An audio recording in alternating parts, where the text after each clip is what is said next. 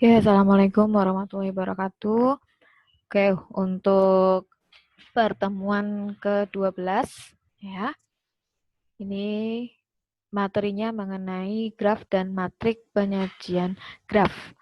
Dan untuk pertemuan ke-12 ini adalah pertemuan materi yang terakhir ya, sebelum kita melaksanakan UAS. Oke, langsung saja.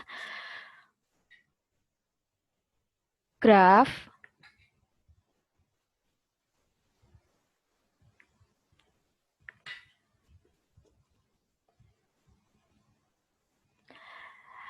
ini bisa diartikan ya, yaitu diagram yang digunakan untuk menggambarkan berbagai struktur yang ada. Ya. Selain itu, ada juga yang menyebutnya yaitu kumpulan dari simpul dan busur yang secara matematis dinyatakan sebagai G itu sama dengan VE, di mana G ini menyatakan graf, kemudian V ini adalah simpul atau vertex, atau dikenal juga istilahnya adalah node, kemudian E ini adalah busur, atau H atau arc. Ya. Sedangkan untuk contoh penerapan pada graf sendiri yang bisa kita temui sehari-hari, ini seperti struktur organisasi, kemudian peta, dan juga diagram rangkaian listrik. Sedangkan tujuan kita mempelajari graf sendiri, ini sebagai visualisasi objek-objek supaya mudah untuk dimengerti. Selanjutnya adalah mengenai dasar-dasar dari graf. Suatu graf ini biasanya terdiri dari dua himpunan yang berhingga, yaitu himpunan titik-titik yang tak kosong, ya, biasanya disimbolkan dengan V, dan himpunan garis-garis, ya, yang biasa disimbolkan dengan E, di mana setiap garis itu berhubungan dengan satu atau dua titik, ya. Dan titik-titik ini biasanya dikenal dengan istilah titik ujung. Sedangkan untuk garis yang berhubungan dengan satu titik, ini biasanya dikenal dengan istilah loop.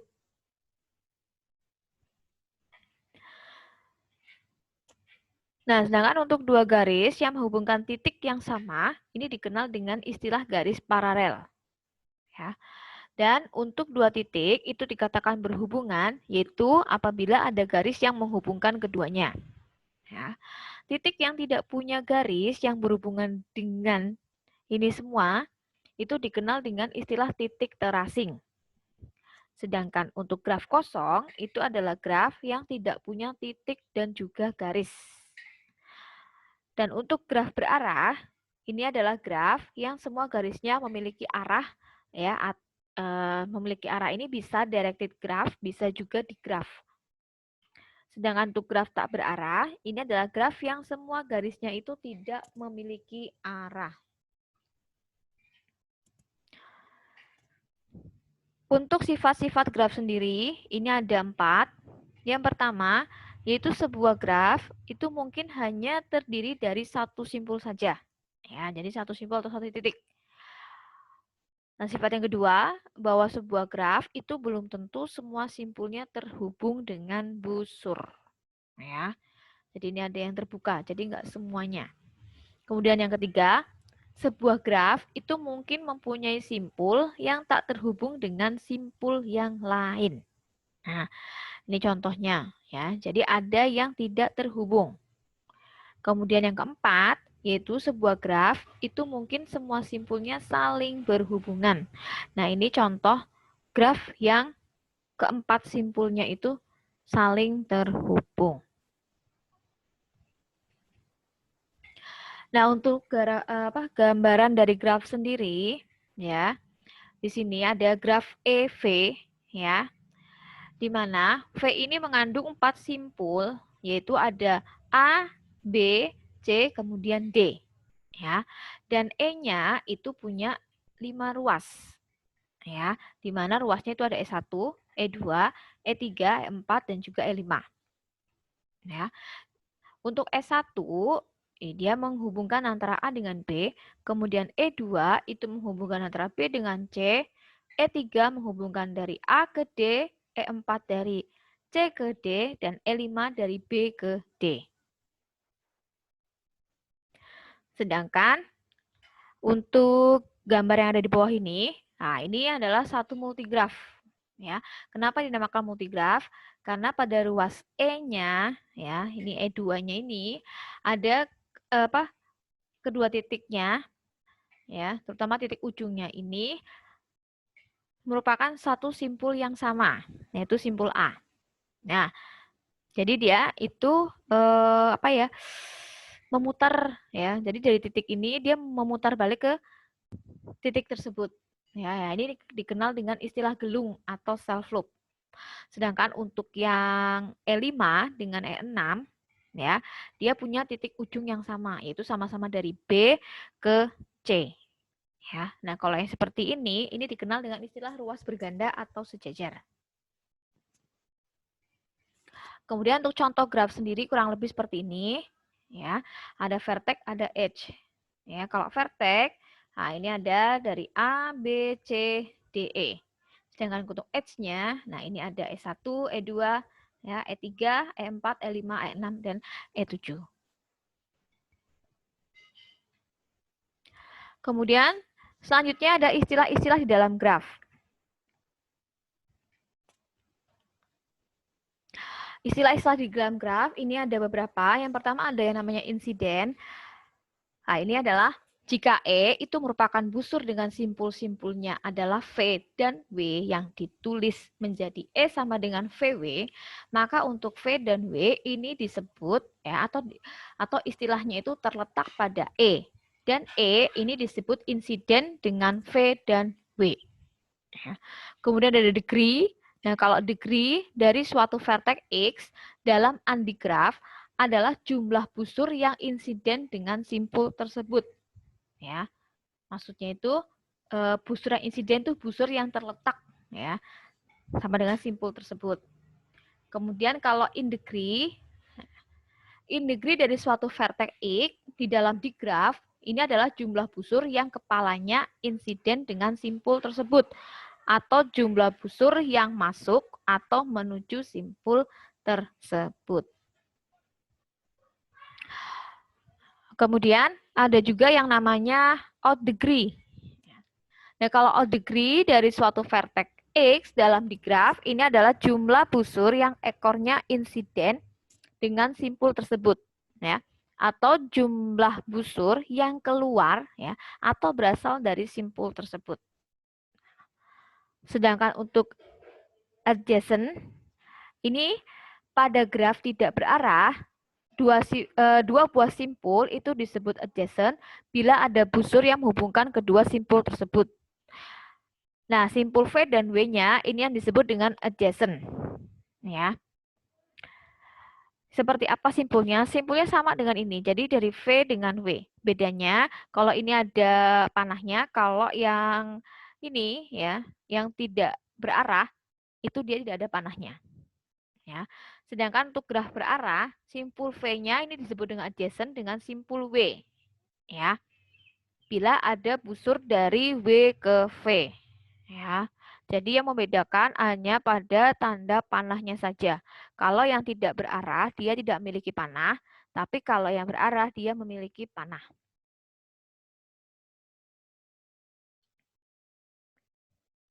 Kemudian selanjutnya ada yang namanya suksesor dan predesesor.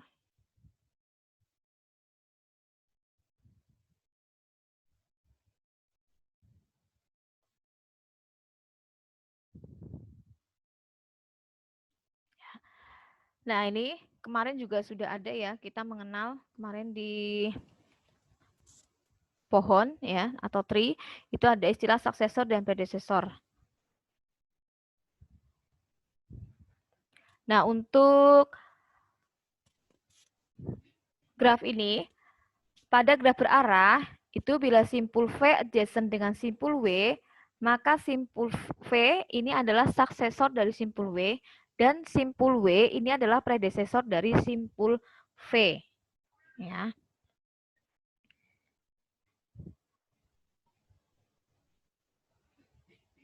Kemudian selanjutnya adalah pet, ya.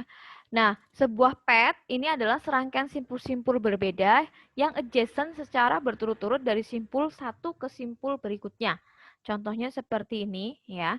Nah, ini yang untuk yang tidak berarah, ya. Sedangkan yang ada tanda panahnya ini adalah untuk yang berarah.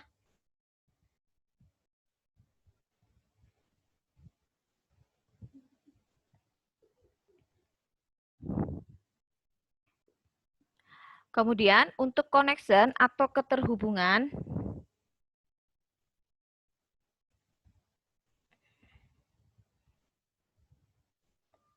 ini ada beberapa, yaitu ada walk, kemudian ada trial, pet, ya, cycle,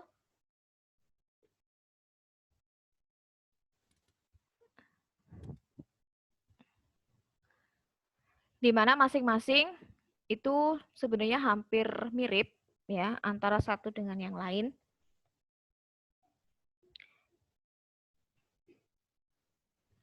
Untuk walk sendiri, ini adalah barisan dari vertex dan edge.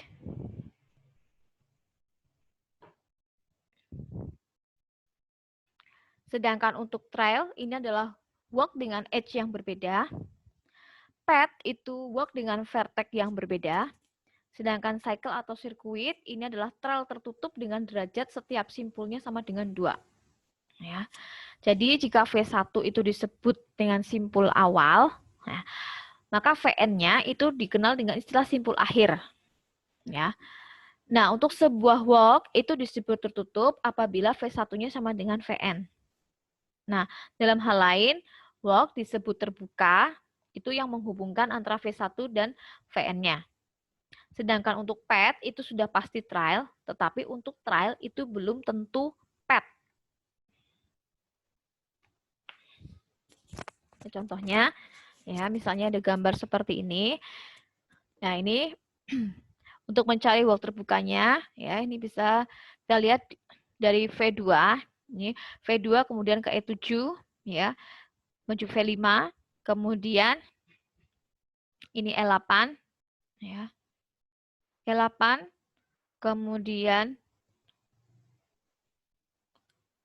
V5, ya E6, ya kemudian V4 di sini, kemudian ada E5 lagi, E5-nya ini putar nih, kemudian V4 lagi, ya kemudian E3, kemudian masuk ke V4 lagi.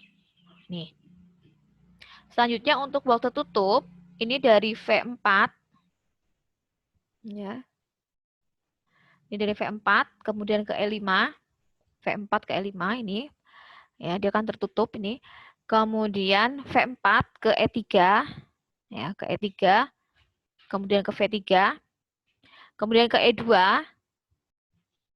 lanjutkan ke V2, kemudian ke E7, ke V5, ya, kemudian ke E6, balik lagi ke V4. Nah ini maka yang disebut dengan walk tertutup. Ya. Selanjutnya untuk trial, ini ada V1 ke E8, ya, kemudian V5, ya, V1, E8, V5, kemudian ini E9, ya. Kemudian ada lagi V1, E1, kemudian V2, E7, ya, ke V5, ya, yang kedua. Kemudian E6 ini, ya, E6, V4, ya, kemudian E4, balik lagi ke V4 lagi, ya, ini untuk trialnya. Sedangkan untuk petnya itu menggunakan V2 ke E7, V5, ini satu garis ya. Kemudian E6, ya, E6 ke V4 ini. Kemudian ke E3, ke V3. Ini. Sedangkan untuk sirkuit, ini dari V2 ke E7, ya, kemudian ke V5, E6, V4 ini, E3, V3, E2 ke V2. Ya. Jadi dari V2 balik lagi ke V2. Ya, maka disebut sirkuit. Jadi tertutup satu wilayah. Sedangkan untuk representasi, maksud saya, untuk representasi graf di dalam matrik ini ada dua, ada direct dan ada weak direct. Untuk direct sendiri, ini seperti ini ya contohnya. Ya, ini grafnya, kemudian nanti terjemahkan ke dalam matrik. Ya. Nah, kotak yang berisi angka 1, ya di sini, ini menunjukkan bahwa dalam dua vertex itu terdapat edge yang saling menghubungkan. Nah, kalau dalam kotak terdapat angka 0, maka hal tersebut itu menandakan tidak ada edge yang menghubungkan secara langsung antara dua vertex tersebut. Sebagai contoh misalnya kita lihat A dengan B, ya, dari A ke B. Nah, ini terhubung, maka isinya 1. Nah, kemudian ini dari B ke C, ya, dari B ke C. Nah, kita isikan 1, ya, karena terhubung. Ya. Tapi misalnya ini dari B ke A, ya, B ke A, dari B ke A. Nah, tidak ada. Ya. Maaf, dari B ke A ini ada, ya, yang atasnya nih, B ke A ini juga 1, ya. Kemudian kalau A ke A, nah A ke A, nah ini tidak ada ya, A ke A ini 0, ya. Kemudian misalnya dari D ke A, nah D ke A kita lihat misalnya D dengan A, nah ini juga 0 karena tidak terhubung. Kalau A dari D ini ada, tapi kalau dari D ke A tidak ada, ya. Jadi intinya yang terhubung, ya, yang menghubungkan itu angkanya 1, tapi yang tidak terhubung itu angkanya 0.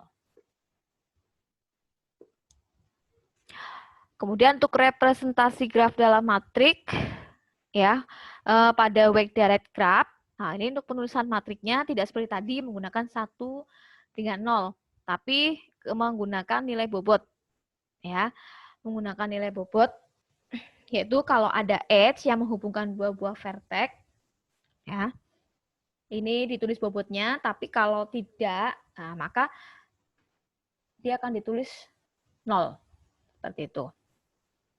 Contoh misalnya, ini dari A ke B, ya, ini nilai bobotnya 5, maka dari A ke B dia kita tuliskan 5. Ya. Kemudian dari B ke C itu 3, dari B ke C itu 3. Nah, ya.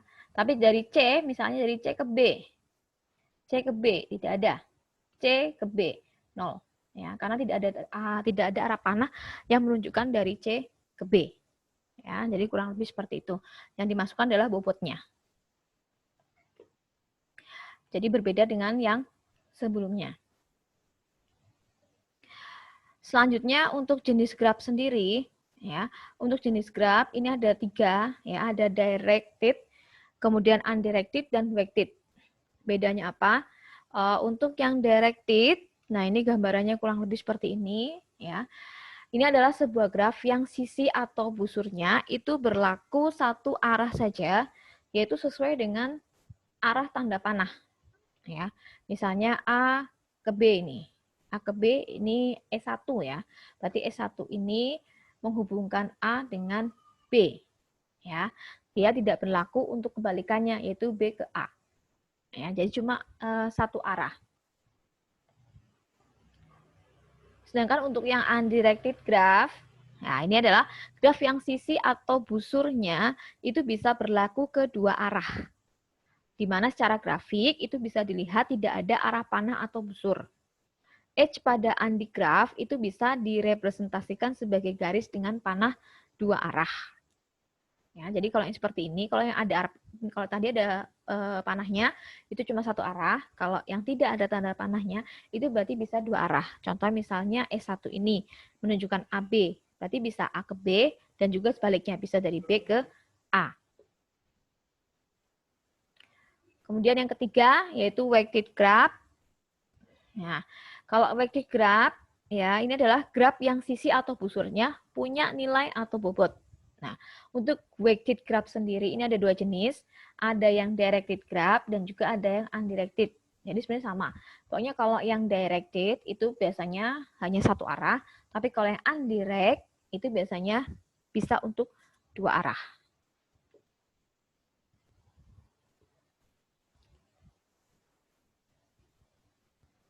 Selanjutnya adalah metode pencarian vertex. Untuk metode pencariannya sendiri ada dua macam, yaitu ada DFS dan ada BFS. Ya. Untuk DFS sendiri, nah ini singkatannya adalah Depth First Search, ya, yaitu pencarian dengan metode melakukan dari node awal secara mendalam hingga yang paling akhir, ya, atau dead end, atau sampai ditemukan, ya. Jadi misalnya ini ya ada gambarannya, kita carinya dari awal. Nah ini dari awalnya A, ya. Nah, kemudian yang sebelah sini itu bagian akhir, ya. Nah, ini turun ke bawah ya dari A, kita cari sampai B, kemudian B ke E ke J, nah kemudian ke F, K, L, ya, kemudian ke C, G, M, D, H, N, I, O, P.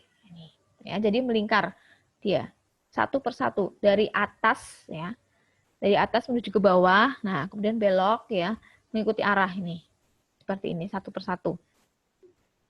Nah, untuk the first sendiri ini punya kelebihan dan kekurangan, ya. Untuk kelebihannya sendiri yang pertama yaitu lebih cepat mencapai kedalaman ruang pencarian. Yang kedua itu tidak boros waktu, ya, apabila lintasannya itu panjang. Selain itu juga lebih efisien. Sedangkan untuk kekurangannya yaitu memungkinkan tidak ditemukan adanya tujuan yang diharapkan. Ya. Dan pada setiap pencarian itu biasanya hanya menghasilkan satu solusi saja. Kemudian apa bedanya dengan yang breadth first search? Nah, kalau yang BFS ya, ini pencarian dilakukan dengan mengunjungi tiap-tiap node secara sistematis pada setiap level. Sehingga keadaan tujuan atau goal state-nya itu ditemukan. Jadi kalau yang pertama itu ke bawah dan sebagainya. Kalau ini tidak, ya. Jadi dari A, nah kemudian ke bawah B, kemudian dia menyamping, ya. Jadi sejajar. Nah, sejajarnya B ada enggak? Kalau udah enggak ada, dia ke bawah. Nanti lihat lagi sejajarnya lagi ada atau tidak. Nah, maka ini A, kemudian turun ke bawah B, C, D, E, F, G, ya. Kemudian ke bawah lagi H, I, J, K, L, M. Turun lagi N, O, P, Q, R, S, T, U, V. Seperti ini. Ya, itu bedanya dengan yang sebelumnya. Kemudian apa kelebihan kekurangannya? Pada BFS ini kelebihannya yaitu tidak akan menemukan jalan buntu. Kemudian yang kedua, jika lebih dari solusi, maka BFS itu akan menemukan solusi minimum, ya. Sedangkan kekurangannya ini dia menyimpan memori yang cukup besar, ya, karena penyimpanan semua node yang ada dalam satu pohon. Selanjutnya adalah mengenai minimum spanning tree. Nah, yang dimaksud dengan spanning tree ini adalah sebuah cabang yang berbentuk dari subset HH serta menghubungkan setiap vertex dalam suatu graf. Ya. Minimum spanning tree sendiri ini adalah total bobot minimal dari HH yang menghubungkan setiap vertex. Ya. Sedangkan untuk algoritma pada minimum spanning tree ini menggunakan ada dua. Yang pertama ada algoritma Kruskal dan yang kedua adalah algoritma Prim. Nah, untuk contoh minimum spanning tree sendiri, ya, yaitu pada unweighted undirect graph, ya, jadi nggak ada bobotnya ini. Misalnya contoh seperti ini, maka kemungkinan yang bisa dibentuk dari graf yang seperti ini bisa ada beberapa. Yang pertama seperti ini, ya, kemudian yang kedua seperti ini, yang ketiga ini, kemudian yang keempat ini, kelima bisa seperti ini, keenam seperti ini, ketujuh dan kedelapan. Ya, jadi bentuk yang simpel seperti ini ini bisa dibentuk menjadi 8 kemungkinan MST. Tuh. Nah, sedangkan contoh mengenai graf sendiri, ini kalau kita buat ke dalam Java, ya kita buat ke dalam program Java. Ini ada contoh ya, dia menggunakan software Eclipse. Nah, ini kurang lebih seperti ini ya. Jadi kalau Eclipse ini bisa ya diaplikasikan ya. Ini untuk membuat ya program ya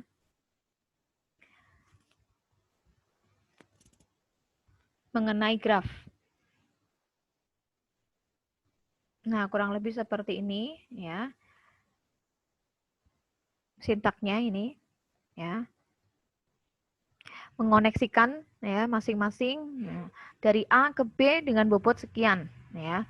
B ke C dengan bobot sekian ya. Ini. Nah, ini kalau dijalankan ya, maka kurang lebih hasilnya outputnya seperti ini ya. Misalnya vertex A itu punya koneksi ya ke B juga ke E. Kalau ke B bobotnya 3, kalau ke E bobotnya 25. Ya, kemudian kalau B itu punya koneksi ke C yaitu bobotnya 12. Vertex C ini punya koneksi ke D bobotnya sekian. D dia punya koneksi ke E maupun ke B dengan masing-masing bobot ini. Dan E dia bisa ke A dengan bobotnya sekian. Itu contoh penerapan graf ya pada Java yaitu menggunakan program Eclipse. Ya. Oke, saya rasa untuk penjelasan saya mengenai graf simple saja ya, karena ini hampir full semuanya pada graf itu lebih ke teori ya, pemahaman teori. Jadi nanti kalau ada yang kurang jelas bisa ditanyakan ya, atau kalian juga bisa untuk lebih lengkap bisa membaca di slide masing-masing ya. Saya rasa itu saja ya yang bisa saya berikan untuk pertemuan ini. Saya rasa cukup ya. Saya akhiri. Wassalamualaikum warahmatullahi wabarakatuh.